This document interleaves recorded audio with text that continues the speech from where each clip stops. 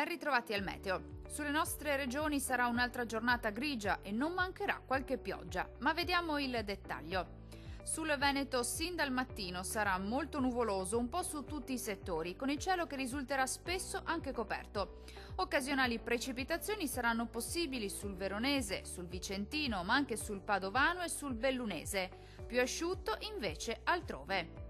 Temperature minime tra 13 e 16 gradi, valori massimi compresi invece tra 16 e 20 gradi circa. Vediamo ora che tempo farà sul Friuli Venezia Giulia. Sarà molto nuvoloso sin dal mattino e per tutto l'arco della giornata. Il cielo infatti sarà coperto un po' su tutte le province, ma il tempo si manterrà in genere asciutto. Non sono infatti previsti fenomeni degni di nota. Temperature minime tra 15 e 16 gradi, massime oscillanti invece tra 20 e 22 gradi circa. Vediamo infine la situazione meteorologica del Trentino Alto Adige. Sulla nostra regione sarà una giornata all'insegna di una diffusa instabilità, con rovesci piuttosto frequenti, possibili un po' su tutti i settori. Qualche pausa più asciutta e anche soleggiata non sarà da escludere sulle Alpi di confine.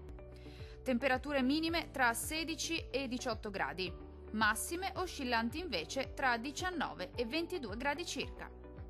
Dal meteo per ora è tutto, arrivederci al prossimo appuntamento.